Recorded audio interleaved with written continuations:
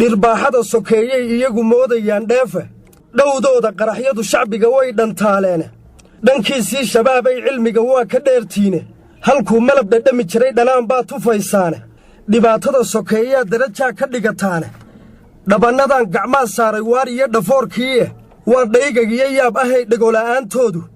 dhabarkay ka jabiyeen bulshada dhawri maayaane assalaamu calaykum dhammaan walaalaha qaaliga ah waa walaalkiina abu ayaan oo idin leh allah idin xafido meel kasta aad dunida ka joogtaan walaalayaal sida aad ila socoteen waxaan ka soo sheekeeyey makaatiib dhowr ah ama xafiisyo badan oo kooxda al-shabaab ay leeyihiin sida maktabka shuurada maktabka amniyaadka maktabka iclaamka maktabka muhaajiriinta iyo xafiisyada hoostaga caawna waxaan ka hadlayaa maktabka jeeska ama wax ka mid ah jabhadaha al-shabaab sidii ay u dhisan yihiin rayidka mas-uulka ah halkii ay kala joogaan iyo xaaladooda guud ee maanta ay ku sugan yihiin dib uguma hadli doono taariikhda al-shabaab iyo siday kusoo aasaasantay oo waxaan ugu soo hadlay meelo kala duwan laakiin waxaa si toos uga hadli doonaa jabhadiinta al-shabaab goorta ay bilaabatay marxadaha kala duwan ee soo mareen iyo xaalkuu hadda marayo haddaan isweydiino maxay ku kala duwan yihiin ciidan ama xarbi cisaabaad ama jabhad oo al-shabaabka ay u yaqaaniin ciidamada waxaan leeyahay waa askar rigli ah oo meel degan oo taliya leh oo kala dambeyn leh oo tababar leh oo meel loogu soo hagaaga leh awood ay wax ku muuqniyaan leh iyo laamo kala duwan leh badanaana ciidan waxaa iska leh dowlad madax bannaan ama ciidamo ee dowlado badan isla dhisteen sida ciidamada UN-ka ciidamada NATO ciidamada AMISOM iyo wixii la mid ah marka waxaa la isweydiin karaa muxuu yahay marka xarbi cisaabaad ama guerrilla warfare xarbi cisaabaad waa adigoo jabhadeeyo habeen iyo maalin ku jiro xarbi cisaabaad waa adigoo jabhadeeyo oo habeen iyo maalinba ku jiro guura bahlayn waa adigoo sida dugaagii habeenkii u guurayo sidii aa u samayn lahayd cabsigelin iyo qarbudaad waxaase dhihi karnaa xarbi cisaabaad ama jabhad waa urur abaabulan oo inta isa soo aruursaday fuliyo dagaal ku dhufo oo ka dhaqaaq waxaa loo yiri markay wax weeraraan haddii ay meesha qabsadaan ma sii joogayaan waa iskaga soo baxayaan haddii ay qabsan waayaana waa iskaga soo laabanayaan xarbi cisaabaadkana waxaa samaysan jiray jabhadihii xornimadoonka ahaa balse dadka waxay ugu sheekeyn jireen inay wadaan halgan wadanku ugu xoreynaya gumaystaha shacabkana sidaas ayay ku taageeri jireen si ay mar walba ugu soo biiraan dad u dagaalama dhaqaalna ugu helaan oo si jabhadiintooda usii wataan sidaasi si la mid ah ayaa al-shabaab waxay bilowday jabhadiinta wixii laga bilaabo 2008 mucaskarkii ugu horeeyay oo ugu soo baxay ciidan wuxuu ahaa mucaskarkii aadam ciirow iyo mucaskarkii kale ee ninkii la dhihi jiray 20 askar ka soo saaray nimankaas ayay ahaayeen rigii ugu horeeyay ee lagu bilaabo jabhadiinta iyo in gudaha gobolka Banaadir ay ka dhex dagaalamaan dagaaladii hore ee al-shabaab galeen waxay ku bilaabeen si isku dhaxyaac ah gobolka Banaadir oo kale al-shabaab waxay u dagaalamayeen kooxo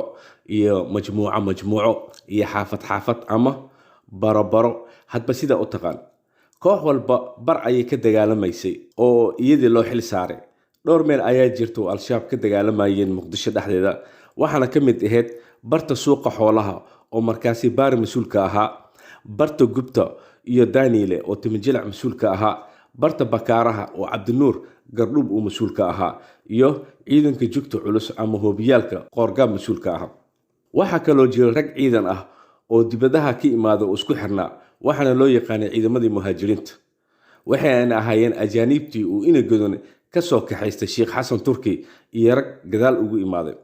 waxaa kaloo jiray rag badan oo ka shaqeysta suuqa bakaaraha iyo meelo kale iyo kuwo kale oo arday ahaa oo markuu dagaalka adkaado hubkooda soo qaadan jiray ama iyagoo dagaal diyaar u ah difaacida imaan jiray raggaasina ma aysan ahayn rag si toos ah ciidamada al-shabaab ugu diiwaan gashanaa ee waxay ahaayeen rag lagu magacaabi jiray mutadawiciin raggaasina aad ayay u badnaayeen waana raggii markii dambe godadka Muqdisho siiba xaafadda Shibis iyo Boondheer lagu qodqoday inkastoo koox kasta ama ay bargooni ah ay ka dagaalameen jireen haddana waa isku gurmadin jireen marba xaafad ayaa la weerari jiray kadibna meelo badan ayay qabsadeen oo muqdisho ka mid ah ciidamadiina way soo bateen rag cusubna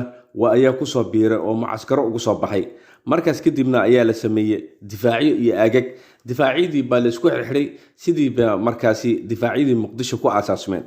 sanadkii 2009kii wixii ka dambeeyay ayaa waxaa soo batay qolooyinka ajaanibta ahaa oo ka imaanaya wadamo kala duwan iyagoo markaas wata xirfadooyin kala duwan aqoon military iyo aqoon technology iyo aqoon maamuleed bay yaqaana ajaanibtaas waxay ku soo kordhiyeen dagaalkii iyo furmihii aqoon cusub wax weyn ayayna ka bedeleen qaabkii al-shabaab u dagaalami jirtay xagga tababarada iyo dhismaha ciidanka iyo qaabka dagaalanka waxaa qayb weyn ka qaatay oo wax weyn ka bedelay nimo ajaanib ah oo suudaanees ah oo tababaro ciidan dalkooda ku soo qaatay raggaasina waxay keeneen fikrad ah in ciidanka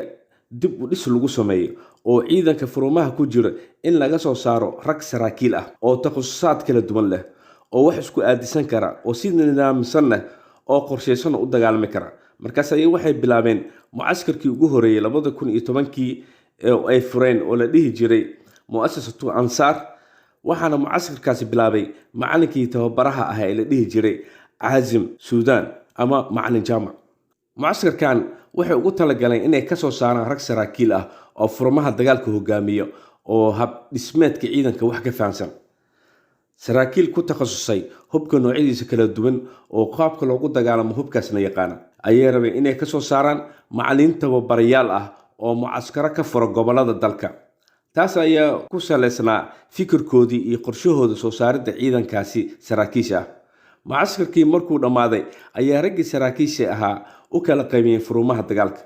jabhadaha mucaskaraadka iyo makaatiibta kala duwan oo markaasi ay u soo saareen dad aqoon kala duwan leh nimankaas ajaanibta ah ayay ahaayeen nimankii qaabkii nidaamiga ahaa u soo saaray kana soo gudbiyey qaabkii isku dhaxyaaca ahaa iyo qorshe la'aantii ee u soo gudbiyey qaab jabhad qorsheysan oo nidaam leh haddii jabhadii ciidanka aan usoo laabto qaabkay u dhisnaayeen ciidanku wuxuu ahaa haykal guud oo qaab dhismeed ciidan loo dhiso iyagoo markaa ku saleysnaa kuleyba waxaan u malaynayaa tababaro iyo qorshooyin iyo wadamadooda kusoo qaateen ciidankii waxay u dhiseen majmuuco ayay u sameeyeen majmuuco kastana wuxuu ka koobnaa 11 nin waxay u sameeyeen kan fasiilo oo ka kooban 3 majmuuco oo 3 nin ah iyo sariyo oo ka kooban 99 nin ilaa iyo 120 nin iyo katiibo oo ka kooban 300 ilaa 360 nin iyo liwaa oo ah 4 katiibo oo ah 1200 nin iyo ka badan liwaagu wuxuu ka kooban yahay aan yiri 4 katiibo katiibadana waxay ka kooban tahay 3 sariyo sariyadana waxay ka kooban tahay 3 fasiilo fasiiladan waxay ka kooban tahay 3 majmuuco majmuucan wuxuu ka kooban yahay 11 qaabkaas ayaa ciidanka loo dhisay oo loo nidaamiyay sidaas ayaana raggii saraakiisha ahaa ee yaqaan qaad dhismeedka ciidanka iyo sida lagu qorsheeyay ciidan u sameeyay waxa kale oo sameeyay xoogay ciidanku u baahan yahay sida joogto culus ayay u sameeyeen oo madaafiicda kala duwan ku dagaalma iyo hubka culus sida hubyaha PTM-ka iyo hubka kale oo anti aircraft-ga loo yaqaan sida suuga dhashiikaha iyo silkayaasha jib gacmeed iyo wixii la mid ah waxay kaloo dhiseen ciidan caafimaad oo markasta ciidanka la socdo oo ku dhex jira waxay kaloo dhiseen ciidan qanaasiin ah ama snipers ah waxay kaloo dhiseen ciidan istikhbaaraad ah oo ciidanka ku dhex jira wararka soo gudbiya meelaha la weerarayna u soo saxmiya sidoo kalena ciidanka dhexdiisa ninkii jaajuus ku ah ama wax ala wixii ay jecleen qofkii ku arkaan ama iyaga lid ku ah ee qabanayeen waxa kaloo ciidanku u sameeyeen diiwaan rasmi ah oo lagu diiwaan geliyo ninka joogo furunta kan dhintay kan dhaawacmay iyo kan ka carabay waxay kaloo sameeyeen baro ama maraakiis ciidanka ku nastaan oo isku kala bedelaan kuwa furmaha ka soo laabta iyo kuwa la geenayo kadibna goboladii dhan bay qaabkaas u soo dhiseen dhismahaas iyagoo ku guda jira ayaa waxa bilowday dagaalkii gobolka Banaadir loogu baxayay xamladii ugu magac dareen Nihaayatul Mu'tadiin markii xamar ay ka baxeen iyagoo sidii isku wata oo u dhisnaayeen jabhadii iyo maamulkii guud ee ciidanka ayaa markaas magaaladii ka baxay iyo magaalooyinka kaleba markastoo ay magaalo ka baxayaan si nidaam ah ayaan ugu bixi jireen qasaarahoodan waa yareysan jireen ayagu ku talagalay in haddii ay fursad helaan ay dib u soo qabsadaan magaalooyinkaasi waxaa dhacday in magaalooyinkii ay ka baxeen dib u qabsan waayeen. taasina waxay dhashay inay sameeyaan kaarto kale cusub iyo inay hubkii cuslaa ee qaarna dugtaan qaarna ay hor u sii qaataan. sida hadda muuqatona suurtagal maaha inay dib ugu soo qabsan doonaan magaalooyinka waaweyn ee hore ugu baxeen, waayo raggii ciidanka ka tirsanaa oo badankooda ka tegay iyo iyagoo rag badan iska dilay, sida mid ay ku dileen Ibrahim Khan iyo Amerika iyo la safnaa, mid ay ku dileen Jajus buu ahaa, mid ay ku dileen Daesh baa taageertay, mid ay xireen oo xabsi sir ah ay ku xireen ay ku dhex dileen, mid ka cararay oo Daesh ku biiray, mid ka cararay oo dowladda ama maamul goboleedyada isku soo dhiibay, mid ka cararay oo baadiyihiisa ku laabtay, mid dalka dibadiisa u cararay. waxaa kaloo hore idinku soo sheegay raggii ajaanibta xaalkoodii in ay badankoodii meesha ku baaba'een, qaar badanna iskaga tageen. inta hadda la joogtana aad u yar yihiin, ajaanib hor lehna aysan u soo socon, waayo raggii ka tegay ajaanibta ayaa aad ugu digay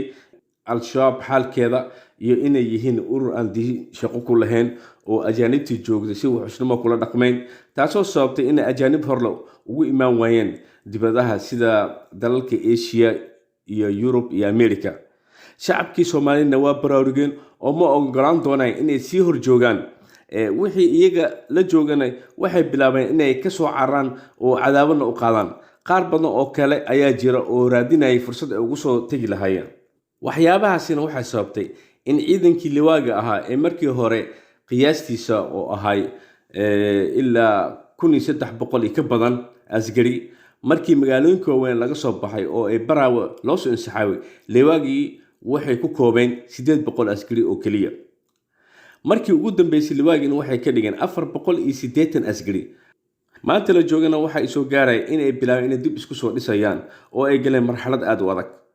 waxayna go'aansadeen in ay baabiyaan dhammaan makaatiibtii u dhisneed. raggii maktabaha ku kala jiray dhammaan waxaa laga dhigayaa ciidan jabhad ah oo jabhadaha ayaa lagu kala darayaa. qorshahaas ayay wadaan, ciidankii isbedel badan ayaa ku socda. waxaa jira in ay is-eedayaan oo isku eedayaan idinkaan oo sababay inay naga tagaan raggii dagaalyahanada ahaa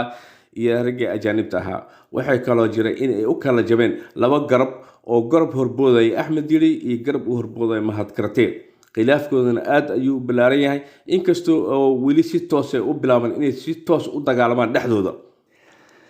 waxaan kaloo leeyahay al-shabaab markii horeba ma aysan ahayn niman dagaalka geli jiray. ciidamadii Itoobiyaanka markay dalka soo galeen ee lala dagaalamayay dhammaadkii 2006 iyo 2007 waxay ahaayeen niman aan dagaalka gelin. bal waxaa la og yahay dhowr dagaal ay ugu baxeen ciidamadii maxkamadaha iyo ciidamadii jabhatu islaamiya, sidii dagaalkii ka dhici jiray Hiiraan iyo meel ka mid ah gobolada dhexe ee ay ku dhiman jireen niman uu ka mid ahaa ninkii la dhihi jiray Asparo. meelo badan ayaa sidoo kale ayay ugu baxeen jabhadihii Itoobiya la dagaalama jiray, jabhatu islaamiya iyo maxaakiimta. ama markii ay jabhadahaasi ay ka baxaan tuulo ama ay dagaal aadaan ayay tuuladu u soo daba mari jireen una qabsan jireen. al-shabaabna waxay ahaayeen niman markasta ku dadaala in aysan dagaalka gelin oo ciidankooda ilaashadaan, dadkoodana aysan dagaalka gelin. dadka ay ka garab dagaalamayeen mar badan ugu baxaan dagaalka oo dhinacooda intuu cadowga Itoobiyan ka imaado waxyaalo waaweyn ah u geysan jiray jabhadahaasi Itoobiya la dagaalamayay. maxaa yeelay barnaamijkoodu wuxuu ahaa barnaamij gaar ah oo iyaga inay fushadaan rabay, ee ma aysan ahayn niman waxa socda ku qanacsana, oo ma aysan ahayn mid danaha caamka ah sida maxaakiimta oo kale ama la dagaalka Itoobiyaanka ay lahaayeen fikirkaas. si khiyaano ah ayay u isticmaali jireen, wayna ka bixi jireen dagaalada badankooda ee meelaha ay ka baxaan ayay ciidamada Itoobiyan ka soo geli jiray, kadibna dadkii ayay leen jireen. al-shabaabkuna waxay yaqaanaan in ay gaari miino ku qarxiyaan iyo in ay gaari isku dhex qarxiyaan bis mooyaane wax kale ma ay samayn jirin. sidaan wada ogsoonahay markii al-shabaabka jabhadihii kale ee Itoobiyaanka la dagaalami jireen ee ka takhaluseen ee saaxada dagaalka iyaga kaliya ku soo haray, waxaa laga qabsaday magaalooyinkii waaweynaa dhammaantood iyagoo aan la imaanin wax iska caabin ah. sanadkii 2011 markii ay ka baxeen magaalada Muqdisho ayaa ugu dambeysay in ciidan la dagaalamaan ama dagaal foolka fool hay galaan, waxayna isku bedeleen ciidan jabhada ama xarbi xisaabaadka. asbaabaha keenay in ay jabhadu ama xarbi xisaabaad isku bedelaan oo ay hubka ay tugtaan oo hubka yareeyaan oo kooxo isku abaabulaan taas ay ahayd, taas oo rabeen inay khasaarahooda ku yareeyaan oo aysan noqonin ciidan oo isha qabanayso ama meel gaara jooga markaa la soo weeraro. Isku soo duuduub, waxyaabaha ciidankooda ee la daciifeen waxaa ka mid ahaa khilaafka dhexdooda ah, waxaana ka mid ahaa dadkii ajaanibta ahaa ee sida xun ula tacaamuleen, waxaa ka mid ahaa dhaqankooda xun oo dadka Soomaaliyeed ay soo baranayaan, oo dadkii ay ka niyijabeen oo waxay yihiin ogaadeen, oo markaasi aysan helin dad cusub oo ku soo biira ama taageera ama ciidan u noqda kadib markii laga arkay ficiladooda habdhaqanka diinta ka fog iyo waxay sameynayeen oo aad loo dareemay oo la ogaaday. Intaas kadib waxaan rabaa in aan wax ka sheego qaabka ay u dhisan yihiin jabhadaha gobolada jooga. Waxaan ku bilaabanayaa jabhadda dalka u geysan waana Gedo. Jabhadda gobolka Gedo waxaa mas'uul ka ah ninka la dhaho Yaxye. Ninkan waa nin Mariixaan ah oo reer Ceeldheera ah oo reer Shiiq ah oo gobolka Gedo ka soo jeeda. Waa ninka mas'uulka liwaaga ah. Waxaa hoostaga 4 katiibo oo min 120 askari ayaa hoostagto, oo haddii la isku daro 4taas katiibo waxay gaarayaan 480 askari. Katiibada koowaadna waxaa mas'uul ka ah ninka la yiraahdo Oday Maxamuud, waana nin dhulbahanta ah. 4 sariye ayaa hoostagta. Katiibada labaadna waxaa mas'uul ka ah nin la dhaho Faarax Dheere oo Mariixaan ah oo Ceeldheer ah oo 3 sariye ayaa hoostagta. Katiibada saddexaadna waxaa mas'uul ka ah ninka la dhaho Macali Xasan, waa nin raxan weyn ah oo huweerka ah. Katiibada afraadna waxaa mas'uul ka ah ninka la dhaho Cabdiqafaar, waa nin Mariixaan ah. Katiibo kastana waxaa hoostagta 3 amiir sariye. meelaha ay ugu badan yihiin gobolka Gedo ee ka howlgalaan waxaa ka mid ah Baardheere agagaarkeeda iyo Luuq agagaarkeeda, tuulo barwaaqo oo 20 kiiloomitir ka xigta dhinaca bari oo la yiraahdo Ceesha Kabis, Buulaxaawe iyo Garbaarhaarey, Luuq iyo Buurdhuube. waxaa ka howlgala waa inta joogta Ceesha Kabis oo 30 u socoto, waana ciidan uu haysto Faarax Dheere. taliskooda ugu weynna waa Ceelcadde, waana meesha umaradooda u badan yihiin. taliska guudna ugu yaalo inta u dhaxaysa Ceelcadde iyo Faafaxdhuun waxaa jooga ciidan gaaraya 120 askari oo hoostaga Macali Xasan. jabhadani ciidan caafimaad iyo dhakhtar u gooni ah ayay leedahay, waxaana la dhahaa dhakhtarkaasi Dr. Jaabir, waana raxaweyn, wuxuuna ka soo jeedaa degmada Baydhabo. wuxuu ka mid ahaa dhallinyaradii hay'adda caafimaadka Baay Bakool ka soo shaqeysay. qalinka ayuu sameeyaa, waxaana talis u ah Saako iyo Ceelcadde, labadaas magaalo ayuu u dhaxeeyaa. xaruntiisu ugu weyn oo qalitaanka uu ku sameeyay waa Saako. gaadiidka ciidanka waxaa mas'uul ka ah ninka la yiraahdo Maxamed Haaruun oo Mariixaan ah oo Talxe ah. gawaari 9 ah ayuu mas'uul ka ahaa. haddana waxaa loogu daray 2 beebe oo ciidamada Kenyaatiga Ceelcadde looga soo qabsan jiray. istikhbaaraadka ciidankana waxaa mas'uul ka ah Xasan Codey oo Mariixaan ah oo habar Yacquub ah, waana ninka u sahmiyay ciidanka halka la weerarayo una ah wardoonka. ninkana wuxuu haysan jiray sariyada Buurdhuube. Maxamuud Sheekh Madey nin la dhahayaa jiro raxan weyn ah oo liisaan ah, waana sariyaha Baardheere iyo Jungal.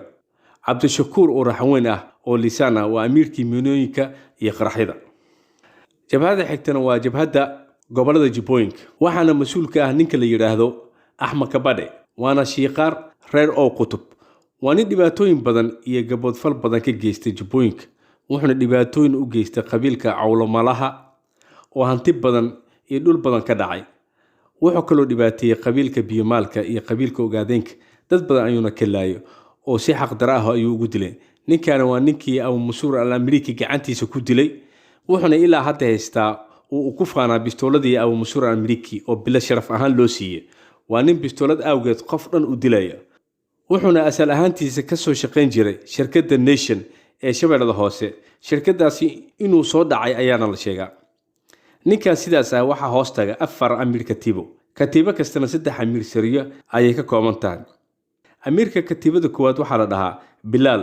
waana Abgaal. waa nin 1.8 mitir lagu qiyaasay camal oo madow ah, wuxuuna haystaa katiibada Hasuunga ilaa Dhobley, dhulkaas ayuuna ku jiraa, waana dhibaato badan geystay. amiirka katiibada labaad waxaa la dhahaa Qalinle, waa nin raxan weyn ah.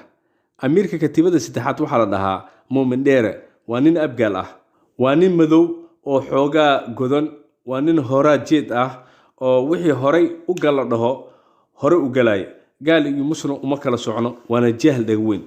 amiirka tibada afraad waxaa la dhahaa maxamed cabdulaahi oo marixaan ah booskii nuurdheere ayuu joogaa amiirka caafimaadka jubbooyinka waxaa la dhahaa jacfar dheere ama jacfar indhoole waana nin ceer ah waa nin iska jaahil ah oo qaliinka ku barbartay dhalinyarada masaakiinta oo wax ka naxaya aan jirin dhalinyaradaasi ayuu ku barbartay qaabka lugaha loogu gooyay iyo qaabka caloosha looga qolo ilaa haddana ayagoo kusii barbartaa gaadiidka ciidankan waxaa amiirka ah nin la dhaho saadiq buurleeg waana nin duduble ah istikhbaaraadka ciidankan waxaa mas-uulka ah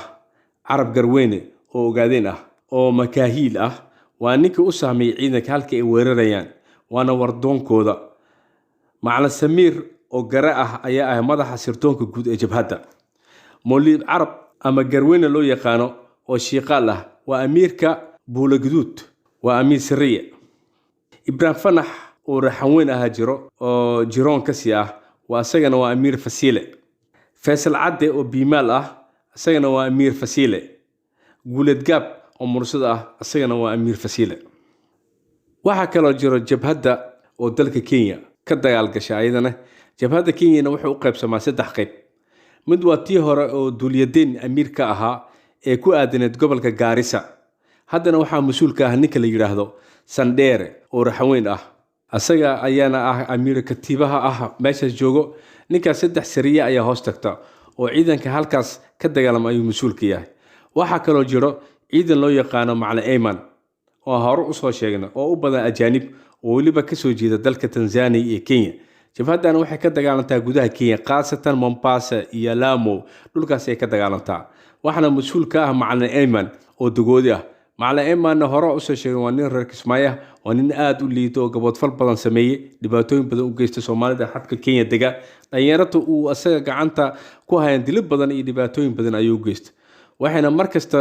soo sheegaan kuwa ka cararay ama iskaga goostay inuu yahay nin fulay ah oo jecel markii ay xabadda dhacis inuu joogo bo-aali jilib halkaasna oo ka maamulo taar oo ugu soo hadlo ninkan waxaa si khaas u hoostaga saraakiisha ka mid yihiin ninka la yidhaahdo muuse baajuuni ayaa ciidanka ugu hooseeya muusena waa baajuunta degta madhowa iyo raskamboni af soomaaliya carabi swaaxili inta buu ku hadlaa waa nin gaaban oo qolooyinka mombasa kasoo jeeda asal ahaan ah weeyaan waxaa kaloo macalin ayman hoos tagta ninka la yidhaahdo sakariya ayaa hoostaga oo macalin jureed loo yaqaano waxaa kaloo hoostaga ninka la dhaho abrar oo majirteen ah wuxuuna ka yimid dalka sweden waa ninka istikhbaaraadkiisa doon ku haya abrarna hore usoo sheegay waa nin aada u dheero madow ninkan rag badan oo ajaanib ah ayuu dilay kuwo badana xabsiyada ayuu geeyey balse xabsiyada inta ugu daba tegay ayuu ku tacdiibiyey jabhadda saddexaad ee kenya waxay joogtaa mandheera ilaa iyo xadka etoobiya sokadeeda waxaana mas-uul ka ah ninka la dhaho shariif lenkulun waana dagoodi waxaana jabhaddan hadda lagu soo xoojiyey ninka la yidhaahdo macalin guleed oo loo yaqaano bashiir furqaan oo isaaq ah oo ahaan jiray ninkii golis haysan jiray inta bataar aan lagu bedelin ka hor ninkan waxaa loo soo bedelo wuxuu rabay inuu dhibaatooyin badan ka geysta somalilan wuxuuna rabay inuu jabhad lagu soo furo somalilan waana laga diiday markuu madaxa adeegana waxaa loo soo bedelay inuu la shaqeeyo shariif lenkulul ayuuna hadda la shaqeeyaa waxaa kaloo shariif lenkulul lagu soo xoojiyey nuurdheer oo dir ah oo laga soo bedelay gobolka mudug nuurdheer waa nin aad iyo aad u musuqmaasuq badan waa nin hay-ado fara badan dhacay dad fara badanna waxyeelay nuurdheerna baabuuro waaweyn oo candhameediyayaal ah ayaa soomaaliya gudaheeda uga shaqeeya gacanta bidix ayuuna la-yahay oo uu ku bedelay dagaalkii degmada halgan ee gobolka hiiraan waa nin axmed diiri ay qaraabo dhow yihiin jabhad kale ayaa jirta oo ka baxsan koonfurta soomaaliya waxaana way jabhadda loo yaqaano jabhadda etoobiya waxaana mas-uul ka ahaan jiray cala diyaar ninka la dhaho mar hoyar ayaa jabhadda la sameeyey waana la burburiyey iyadoo loogu shaki qabay in uu u janjeero dagaalyahanada daacish sidaas ayaa loo burburiyey yuusuf xaaji nin la dhaho iyo qoorgaab ayaa burburiyey kadib hadda ayaa jabhaddii dib loo aasaasay isaga ayaana loo dhiibay jabhaddan ayaa ah fariisun u ah taliskoodana ugu weyn yahay bardaale gobolka bakool ayayna kor ka degan yihiin ragga saraakiisha isaga sidoo hoos u tago waxaa ka mid ah bilaal oromo bilaalna waa nin oromo ah oo dalka etoobiya kasoo jeeda waxaa kaloo hoos tago nin la dhaho cali xaaji waana nin saleymaan ah waana ninka sirdoonka istikhbaaraadka guud haysta waxaa kale lagu xoojiyey jabhadda nin la dhaho daqare oo dir ah gaasan kasii ah iyo nin la yidhaahdo ciid oo ogaadeen ah ayaa la shaqeeya ninka la yiraahdo Cali Diyaar. jabhadan dhowr jeer ayay fashilantay, waxayna ku fashilantay in sirdoonka Itoobiya ay ka warhayso dhaqdhaqaaqooda ayna soo geli waayeen dalka Itoobiya gudaheeda. dhowr marna iyagoo dhexdoodii intii laga shakiyay ayaa la burburiyay. ragga markasta burburiyayntooda ka dambeeyna ayuu ahaa ninka la dhaho Cali Xaaji iyo Bilaa Oromo iyo nin kale isagana loo yaqaan Macalin Cadow oo dir ah oo gariir ah. xaqiiqda ayaa ah ninka la yiraahdo Mahad Karatee inuu ka dambeeyo fashilka jabhadani. gabagabadiina waxaan idin leeyahay in al-shabaab ay gashay marxalad cusub, marxalad xarb xisaabaad, sida awgeena haddii markii horeba idinku furnaa shubahad ah in xaq u leeyihiin inay zakada inay naga qaataan, maanta waxaa ogaataa inaysan xaq idinku lahayn in aad siisaan zako ama aad ka yeeshaan inay idin baadaan oo xoolihiina ay xaqdara ku qaataan. waxaana idinkula tali lahaa Soomaaliya waxa weeye inaad hal meel iskala soo jeesataan oo aad iska xoreysaan deegaanadiina. waxaana arintaas u leeyahay waxay tahay oo markastana ugu sheekeynaya arrimaha al-shabaab idin sheegayaan inay ragga si daciifeen, awoona lahayn, fulayana yihiin, in la baabi'ina araal uga waxay tahay inay nimanka aan yaqiinsanahay in diinta islaamka ay ka been sheegeen oo diinta islaamkana ay suurad xumeeyeen oo dad badan sababtooda diinta islaamka ugu baxayaan. sidaas awgeed ayaan ula dagaalsanahay ilaa ay ka tirtirmaana insha Allah taala ula dagaalsanaan doonaa. halkan waxaan ugu baxay qaybta koowaad ee maktabka jeeska ama jabhadaha al-shabaab. hadduu ilaahay waxa ugu hadli doonaa qaybta labaad jabhada al-shabaab ee gobolka Baay Bakool, Shabeellaha Dhexe iyo Banaadir. waxaan ilaah ka baryaa inuu qaatimada wanaajiyo dhammaanteena dalkeena uu ka dhigo dal nabad ah.